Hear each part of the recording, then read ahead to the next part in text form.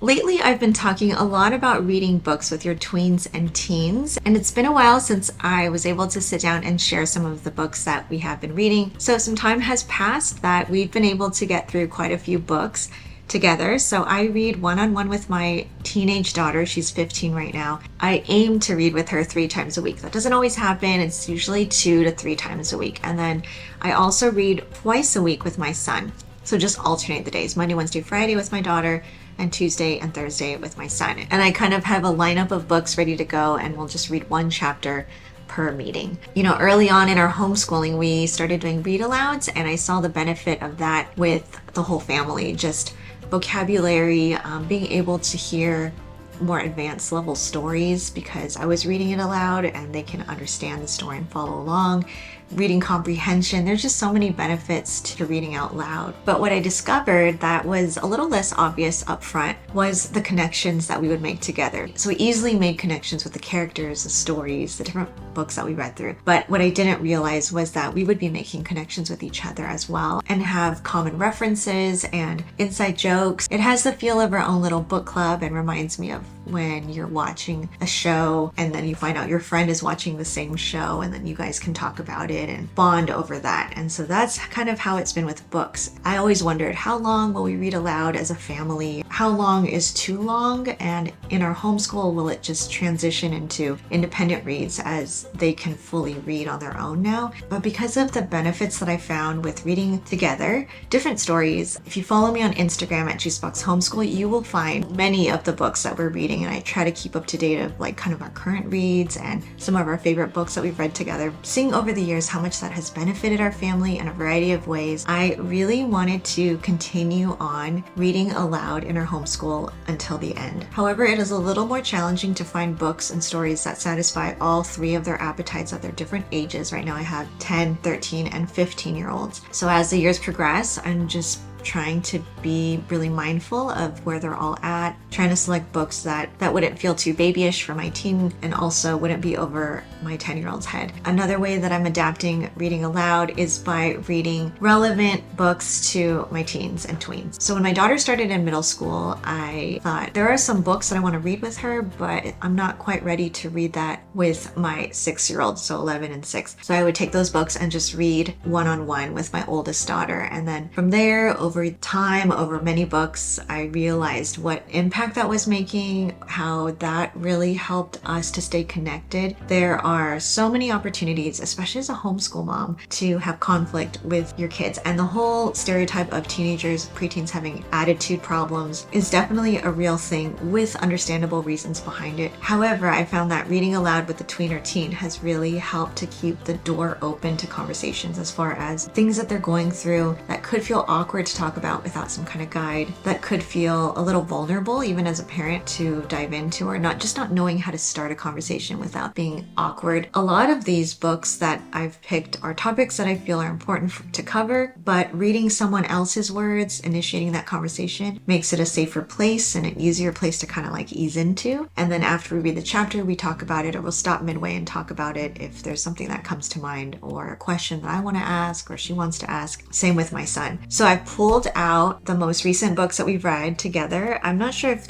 any of these are repeats that I've shared before. I couldn't remember like what I shared in the past, but I'll go through my daughter's pile first and kind of go through as far back as I could remember to what we're reading now and then what we're going to be reading next. My daughter's 15. She's a 10th grader, and this is a book we read towards the end of last year. It's called The Lost Art of True Beauty by Leslie Ludy, and this one I picked up at Generations. It's the Set Apart Girl's Guide to Feminine Grace. And it's been a while since we read this, but what I do remember is that it was very powerful, very counterculture. The role models that are out there for our girls in this generation, the ones that get a lot of attention, are not always the ones that we want them to follow. As young women following Christ, this book is counterculture, but also well written, very relevant and understandable, very easy to read, very palatable. And I think she is able to explain things in a way that made a lot of sense and provided value. So some of the topics that she she talks about are Selfless Beauty in Everyday Life, Social Grace, Secrets 1, 2, and 3, The Enchanting Mystery of a Guarded Woman, Feminine Mystique in Everyday Life, Christ-like Love in Everyday Life, Cherishing the Adventure of Each Day, The Refreshing Radiance of a Forgiving Woman. It does go into at the end like physical flaws, body image, obsession, and more. So I really appreciated being able to bring up topics of beauty, which is a big concern with most teenage girls, right? So beauty through the eyes of God's lens and acknowledging that He is the author of all true beauty. So this one was really worth the time, and I highly recommend reading this together with your daughters.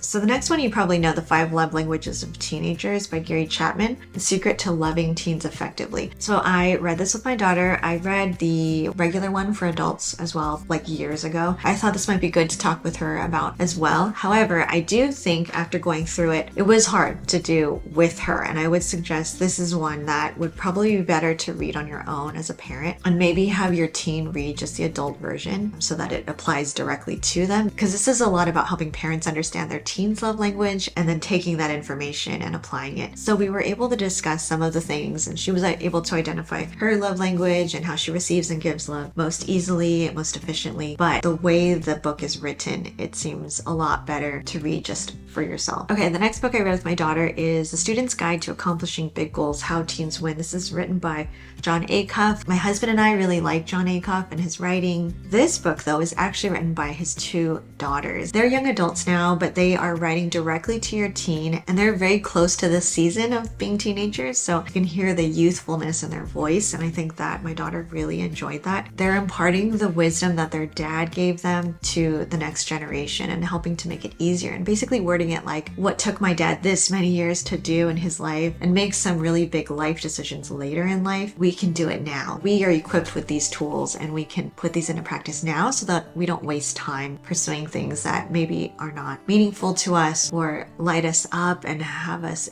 kind of in that sweet spot of where you will really enjoy pursuing your passions and finding a job or a hobby or a nonprofit, something that you can really invest your life and time into. So I really liked how practical this book was. There's some things in here that I feel would be great to take notes on, so she had a notebook always out when we read this book, which is different. A lot of these she's not taking notes, just listening, but she had a notebook out and would jot down some things they ask you. They give an illustration of a ladder, and they talk about different levels of goals, middle level goals. So like list out your middle goals. So she would do that, write those down, finding out really what lights her up, finding out what really fuels her, and then the different ways that she can keep herself fueled so that the momentum doesn't stop, working towards achieving the goals she actually wants. So this book was really enjoyable, and I feel very productive, especially in the season that she's in right now. The next book is called Virtuous. We are in the middle of reading this right now. We're like right there. Virtuous, a study for ladies of every age. I picked this up from Generations. I will leave the link to all of these books down below. Thank you for using my links. They are mostly affiliate links. A small percentage comes to me and nothing more is added for you. And that's really a blessing to our family. And as you know, if you've been here for a while, I only share the things that have been worthwhile in our homeschool. So the virtues covered in this book are diligence, cheerfulness, contentment, prudence, wisdom, humility, courage, kindness, loyalty, chastity, modesty, gratitude, domesticity, and patience. Each chapter is just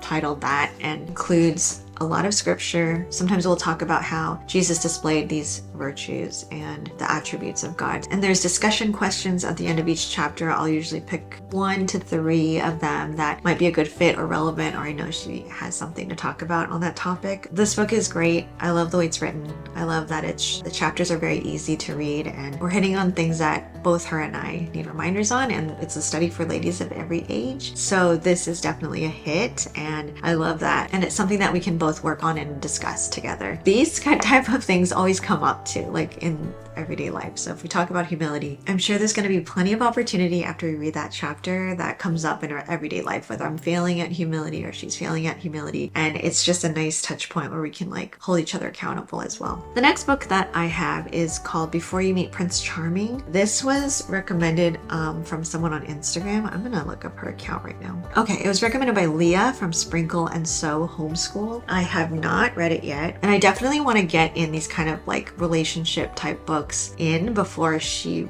really like peaks at that stage where she's more interested in that, which thankfully is not like crazy right now. These types of books I feel would be great to kind of preemptively have conversations. There's another one I have that will probably be mixed in somewhere next year as well. It says, pure and bright in a world of darkness. How can girls live pure in this world with darkness all around them? Is it even possible? And I also saw that Ashley from Grace and Grit had her daughter read it and recommended it as well. So I trust those two ladies. I'm going to keep this as our to be read next pile. So this is the most recent stack for my 15-year-old daughter. And now let's talk about my son. So this habit of reading together with my son is a more recent thing. So my husband has been meeting with him once a week. And because my daughter was getting like 3 times a week, when I was checking in with my husband, like, how's it going? How are the meetings going? I just started thinking, I think I want to make the time to do this with my son as well. And I love that my husband's meeting once a week, but if I can make the time for the off days that I'm not reading with my daughter the other 2 days, then I would love to fit in some books that I can read with him and just have those discussions with him as well. So this is one that my husband went through with my son. It's called Lies Boys Believe and the Epic Quest for Truth. And this one is the parent's guide. My son has the actual book, but this is just the parent's guide. So it's pretty thin. And my husband had said that he really liked this book because it touched on important points, but it is written so well for like the middle school age, which is where he's at. The student book is even more fun and light looking. It kind of reminds me of a graphic novel, and I think that's the way they advertise it. Some of the lies that they cover are: following Jesus is boring, I can't control myself, I'm too young to blank, I don't need to tell anyone that I follow Jesus, no one needs to know about my sin, I'm not good enough, God is always mad at me. So it's short chapters, there is scripture intertwined, and I know my husband had said that this guide was actually really helpful. Sometimes you don't know, do you need the parent guide or can we just manage with the book? But he was saying that the parent guide was actually really helpful for him to go through first, kind of skim it, and then my son would be reading the book, and then they could come together, and my husband felt prepared using this as a guide in their discussion. So this was a book that I read with my son called Thoughts for Young Men. It's addressing the greatest challenges in a young man's life. This is a tiny book, super thin. I was like, oh, that's it? And it was also really affordable. What I found is even though it's thin, it's very rich to the point where I could only read. So let me show you.